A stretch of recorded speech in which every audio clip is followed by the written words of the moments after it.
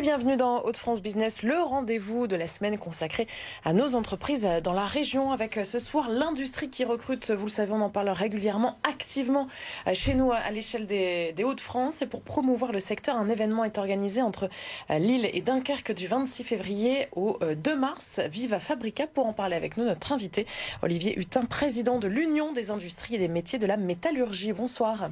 Bonsoir. Merci beaucoup d'être avec nous, d'avoir accepté notre invitation. Notre partenaire, le Journal des entreprises, représenté ce soir par Élodie Souris-Lavergne. Bonsoir Élodie. Bonsoir Marie, bonsoir Olivier Hutin. On viendra sur l'une des actualités du JDE à la fin de ce magazine avec quelques chiffres pour commencer, si vous le voulez bien, autour de l'industrie dans notre région. On compte entre 40 et 50 000 recrutements par an. Chez nous, 300 000 emplois industriels en Hauts-de-France et 25 000 personnes attendues à Lille, Grand Palais notamment, et dans le Dunkerquois, donc pour ce Viva Fabrica. Donc après Marseille ou encore Lyon, le Nord a été choisi avec l'arrivée des gigafactories, les grosses industries aussi de notre territoire. C'était une évidence. C'est une évidence parce que quand même les Hauts-de-France sont une terre d'industrie depuis toujours. Avant c'était l'industrie textile qui était effectivement très forte, mais ça a toujours été une terre d'industrie.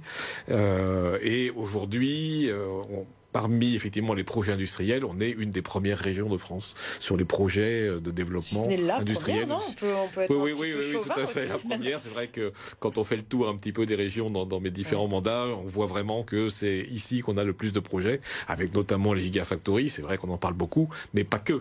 Pas que. Il y a vraiment beaucoup d'autres choses. Il y a les EPR et puis il y a beaucoup d'autres projets. Voilà, d'autres projets industriels très importants sur la région. Alors des gros projets, mais aussi des gros problèmes de recrutement pour y répondre. Est-ce que c'est ça l'objectif principal de Viva Fabrica? Ça va être de mobiliser le grand public, de les mobiliser vers les métiers de l'industrie? C'est déjà de faire connaître l'industrie. Si vous voyez un jeune, vous lui demandez des métiers, ils vont présenter les métiers de bouche, tout ce qu'on voit à la télé, ils vont le médecin, etc. En revanche, nous, on est dans des boîtes noires, un petit peu, enfin souvent blanches, mais dans des zones industrielles, on ne connaît pas nos métiers. On ne sait pas ce que l'on fabrique déjà dans les Hauts-de-France et on ne connaît pas non plus les métiers. Donc vraiment, l'objectif de Viva Fabrica, c'est de démystifier un petit peu l'industrie, c'est de casser quelques idées, quelquefois, qui sont fausses, et vraiment de démontrer quels sont les métiers qu'on peut proposer aux jeunes hommes et aussi aux jeunes femmes, parce que c'est vrai que souvent les jeunes femmes qui représentent même pas un tiers de nos effectifs, voilà, on en a besoin et c'est pas des métiers difficiles, ces métiers qui sont accessibles aussi bien aux hommes qu'aux femmes, donc de leur faire découvrir ces métiers, de leur donner envie de venir vers l'industrie et notamment bien sûr l'industrie régionale avec tous les beaux projets qu'on a en ce moment. Et vous parliez d'une image qui n'est pas la bonne. C'est quoi les clichés qui perdurent le plus sur l'industrie? Les clichés, l'industrie pollue déjà. Donc si on regarde un petit peu sur les 30 dernières années, on a baissé de 50%, à peu près de 50% les gaz à effet de serre, ce qui est la seule... Il y a des gros investissements en la matière. Voilà. Et puis si je prends par exemple Dunkerque, il y a des projets de réduire encore de 50% sur 5-6 ans. Donc voilà, on a des échéances qui sont beaucoup plus courtes. Donc ça, c'est déjà un point. Ensuite, on parle de métiers. On a souvent une image de métiers pénibles, c'est plus du tout le cas aujourd'hui. Et puis au niveau des rémunérations, on est à 10 à 15% au-dessus des moyennes selon les postes, avec aussi des possibilités de progresser dans l'entreprise qui sont importantes. Oui, vous parliez de sites parfois polluants, mais en fait, on est vraiment dans une démarche de décarbonation. C'est un mot qui revient beaucoup, d'industrie verte. Et on peut avoir de nouveaux métiers aussi autour du numérique, notamment avec cette nouvelle génération.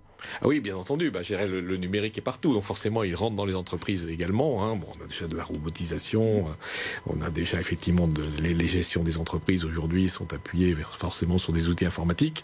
On va avoir l'intelligence artificielle qui va arriver. Ça ne sera pas au détriment de l'emploi, parce que voilà, je dirais que ça va permettre, par exemple, je vais prendre un exemple, on est une région automobile, une conception de voitures, ça va permettre de réduire le temps de conception, de renouveler plus souvent les gammes, mais ça va pas remplacer, je dirais, ni les gens qui seront au bureau d'études, ni les ouvriers qui vont monter les voitures. Mais effectivement, ça va créer de nouveaux métiers. On estime qu'il y aura 60-70% des métiers qui vont changer dans les années qui viennent. Alors, je ne peux pas vous donner les métiers parce que forcément, on ne les connaît pas tous.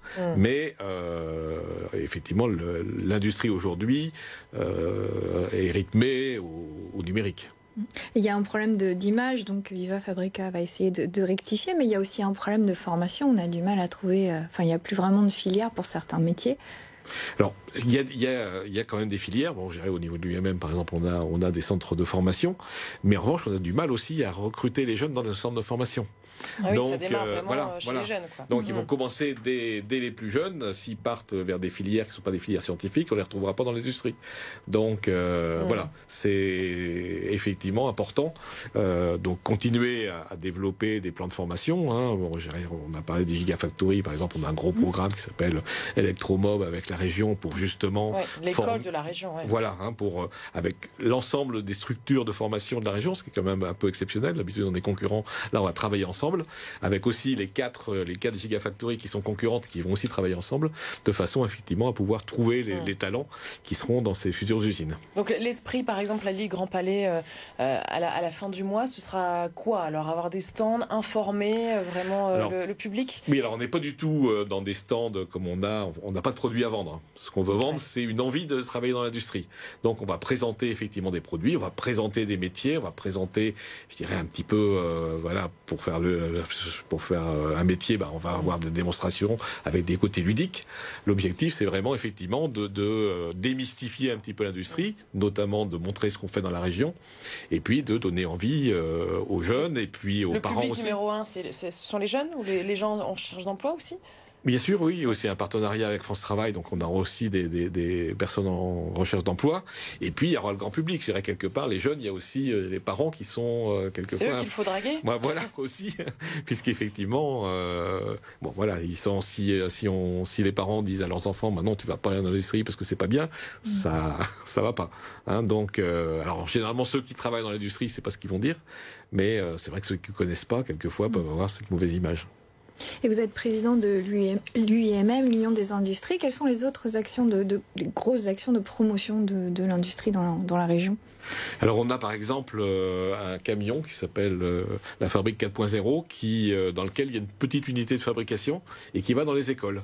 Donc je pense qu'on est déjà au moins touché 30 000 jeunes, ça leur permet effectivement de découvrir. Après il y a aussi bien sûr les actions où on amène les jeunes dans les entreprises. Et il y a aussi des professeurs qui viennent dans les entreprises pour découvrir les métiers. Voilà, c'est vraiment un ensemble de choses. Hein. C'est clair que Viva Fabrica est un des cailloux qui va permettre de faire connaître, mais c'est pas le seul. Il faut effectivement être sur tous les fronts. Merci beaucoup Olivier Hutin d'être venu nous en parler. On a mis l'adresse internet pour avoir toutes les informations, donc n'hésitez pas, c'est à la fin du mois, à la fois à l'île Grand Palais, puis ce sera dans les entreprises aussi dunkerquoises. Merci beaucoup. Je vous en prie.